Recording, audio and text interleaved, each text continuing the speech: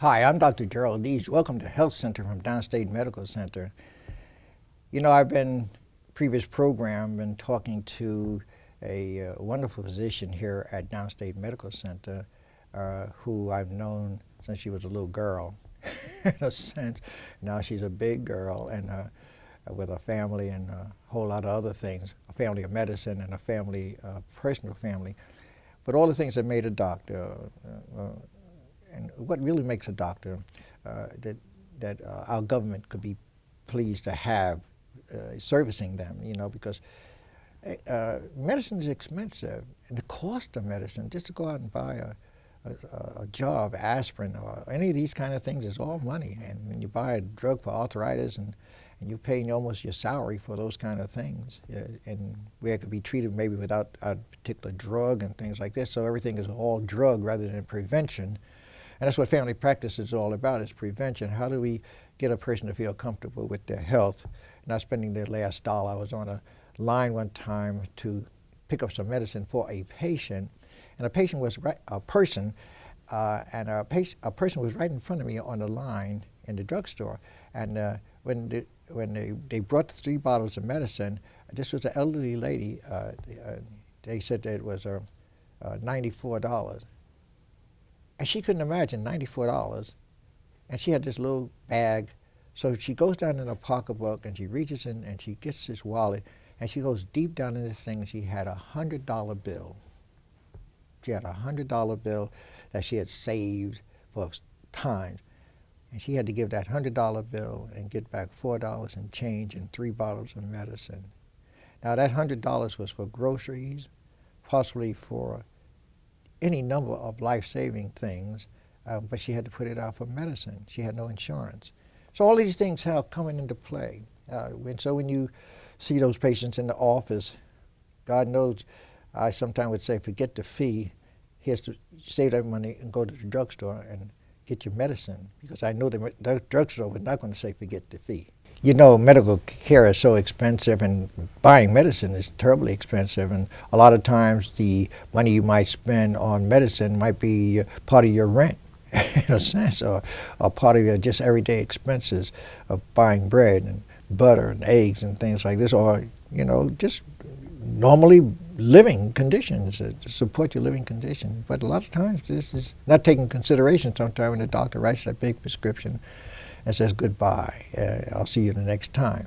Well, these are just part of the problem. But Miriam, I think that with your experience that you have had, just to take you one step back further, after finishing medicine, after be the first chairman of a department here, first female chairman of a department at Downstate Medical Center in family practice per se, and all the experience you had and things like this. What made you all of a sudden say, well, I don't have enough work, but I must get a PhD in a field that I'm interested in, which was diabetes?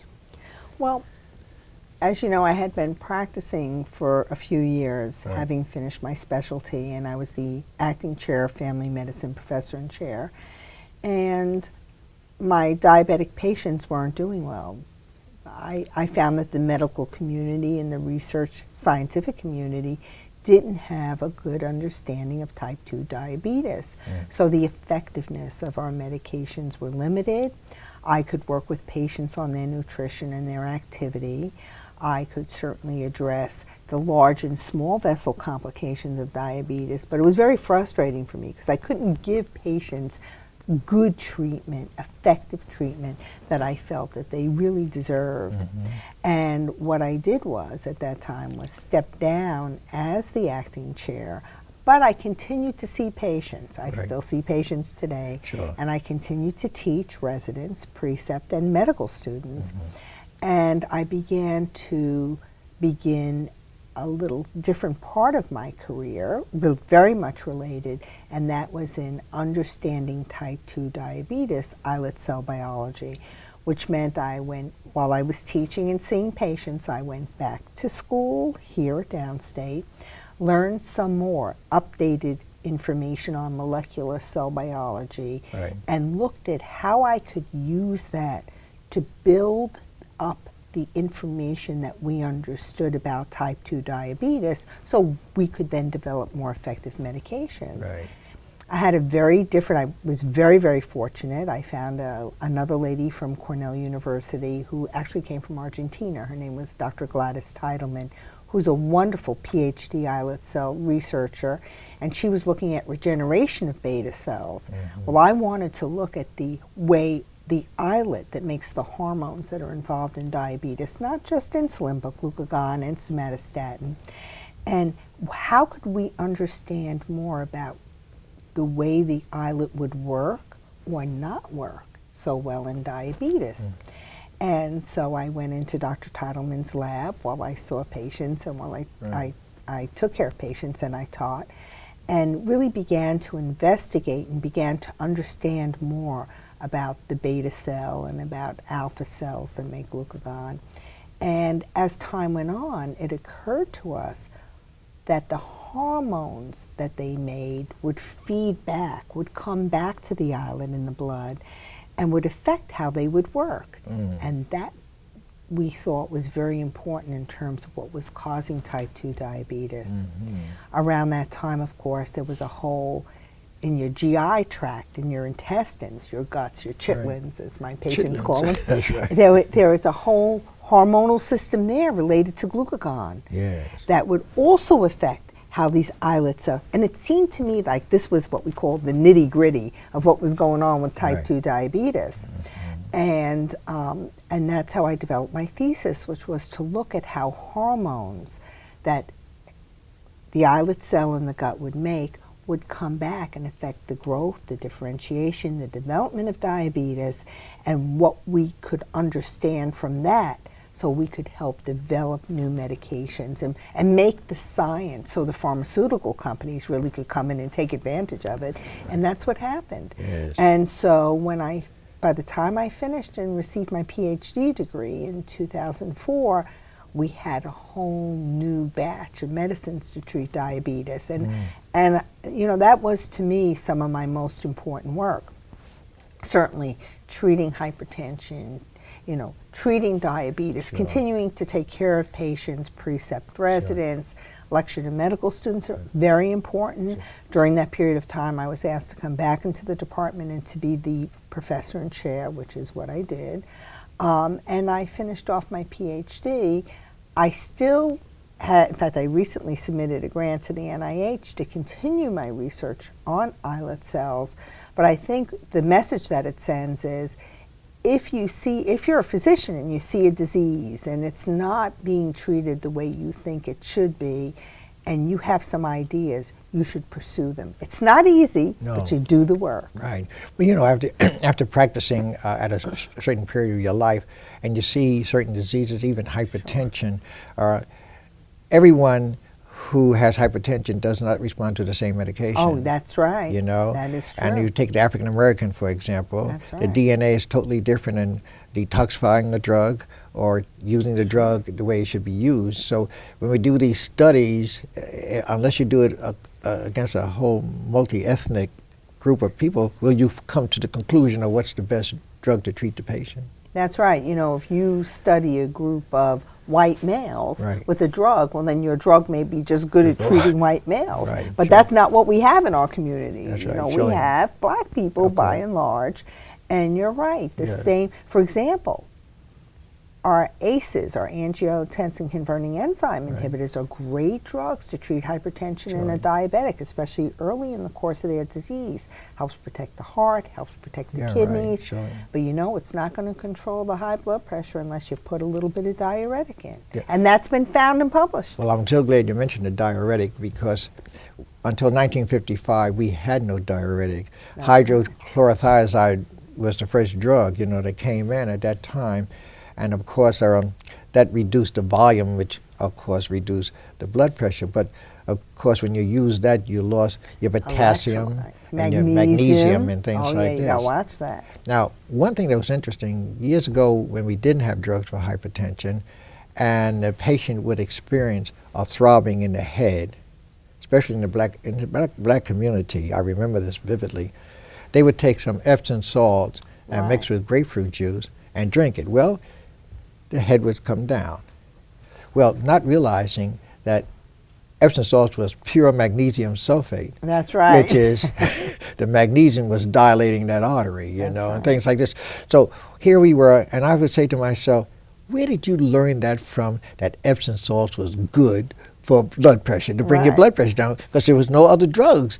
That's Say right. a low salt diet. And what were we eating at that time? Salt mackerel, sausage, everything loaded with salt. You know, sodium was the answer there to your taste.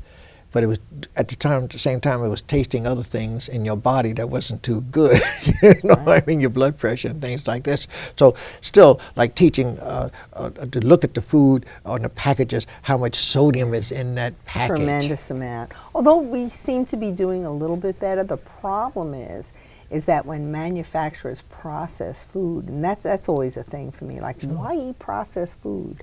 Why not just go for the real thing? Actually. You know, one of my rules in life, and I know it's yours too, is I don't want to eat anything I can't identify.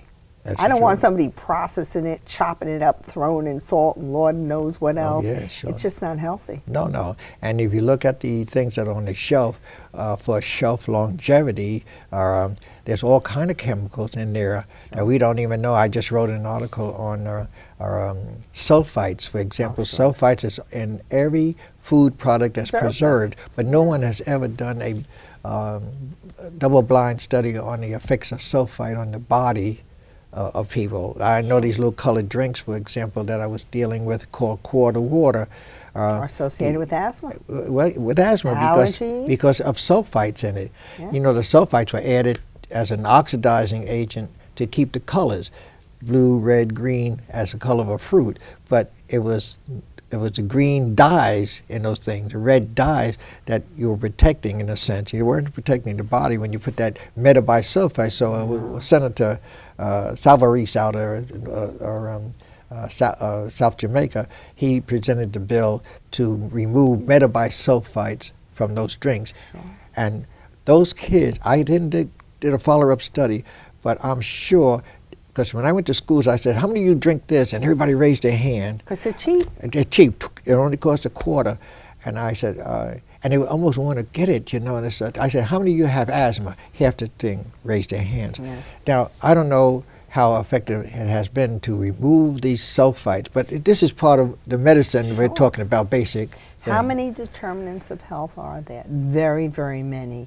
What you eat, whether or not you sleep, whether or not you have the heat and hot water, whether or not you have your own sense of stability, and you know, if you're always under the pressure cooker, I feel so badly for many of the parents that we see whose children are in jail, and they're constantly worrying. That's a patient who's not going to be healthy. Of course. There are so many determinants of health. It's not just about medicines that you go to the drugstore and stand online to buy. I know. You know, I had a thing called a Mandela Fund, where I raised money to go to prisons where I could deposit in there where they buy things at, you know. Commissary. Yeah, right. And you'd be surprised, I got a letter from Corrick, who was deputy commissioner at that time, Carrick, and he said how it calmed the people down when they had just a few pennies to go and buy little candies and things like that out of the commissary. You know, it really was interesting. But I'm just saying that even that is so important. I mean, taking care of prisoners and things like this. But getting back... By the way, you know, prisoners are the only people that are actually entitled to health care in our country.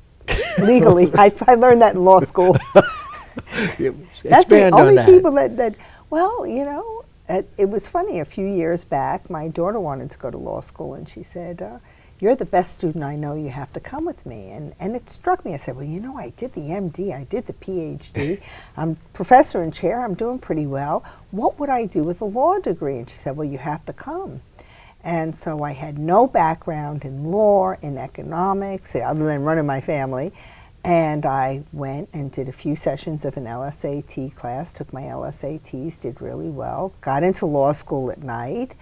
and had a scholarship, and my daughter changed her mind. I'm currently attending Hofstra Law School, great law school. I'm learning so much. I loved it. I went in and my daughter backed out. I said, well, I'm here. Let me give it a try. Maybe I'll be good at this. You know, I could use this stuff to help patients. Right. Well, sure enough, time went on. You know, contracts, torts, property, health law, administrative health law, scientific evidence. Next thing I knew, I really had some meaningful skills and knowledge, so that there was almost nothing. You know, my patient needed a hover-round. Well, that patient was getting a hover-round. Yeah. When it fell off the sidewalk and they expected this poor old man with this horrible heart to cart it home, he couldn't even get it up. And somebody stole it. They didn't want to give him another one. Next day it was right there at his door.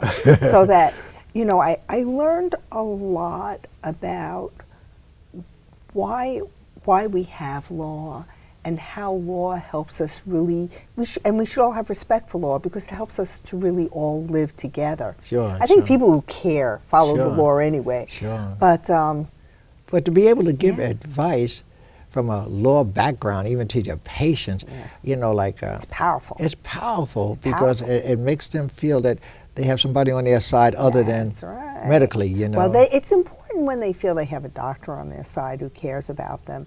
But I just diagnosed a middle-aged man with B-cell lymphoma, and his wife wanted me, she's also a patient, to write a note that she was ill so she could stay home with them. Right. And I said, no, you don't need to do that. There's the Family Medical Leave Act. And your employer has more than 50 employees, and they're required to do this by law. So you go find out what their policy is, and we'll write a letter that conforms with their policy, and maybe you'll even get some benefits from it. And one of the things I did at 7:30 this morning was to call her and make sure I wrote that letter just like it should be, no problem. And sure enough, she's going to be able to stay home and take care of her husband, because he's on some pretty rigorous chemotherapy. So there's benefits. There's giving people a sense, like one of my patients slipped and fell, and she's pretty good. And, you know, the attorney was trying to, it's an outside personal injury attorney, saying, oh, quit your job, do this, I'll get you money. I said, let me tell you something. He's only going to get a small amount of money, and he's getting most of it. You're not. Keep up on your job. We'll do the x-rays. We'll get you the rehab. We'll give you a little bit of something if you have discomfort. Just keep on, make yourself functional, because don't allow somebody else to make you dysfunctional so they can make a profit on you. Sure. And she was pretty shocked. Right, sure. There you go. Well, you know, I said, look, you walked in here, didn't you? course. You can walk to work too. Well, you know, I wrote an article not too long ago called "Sign a Living Will While Still Living." That's you right. know, and so You love somebody, give them flowers when they're alive. That's right. And sign, you know, let people know what you want done with your body and your body. Right. Well, you know, in explaining this, I told about a family where the person died, and there was a daughter and son, and the daughter wanted to have a regular, wanted the cremation. Right. And the son said, can't be no cremation He here. wants the embalming, Right. burial. Right. Yeah. I want a regular funeral. Well, they said, call Dr. Deas. So now I don't know how I got You're getting in the middle of I this? got in the middle of this. So, That's because they respect so you. the son said to me, why I don't want my father to be cremated is because, you know that hymn says, when I get to heaven, I'm going to put on my shoes and strut all over God's heaven. How is he going to strut when he don't have no legs? Right. If he's cremated. What the father want? I mean, that's the issue, That's right? But finally, I solved the problem where they had the regular funeral, and everybody was happy, and they even had an extra limousine they could afford to go to the graveyard. But the whole thing is that signing a living will while you're living.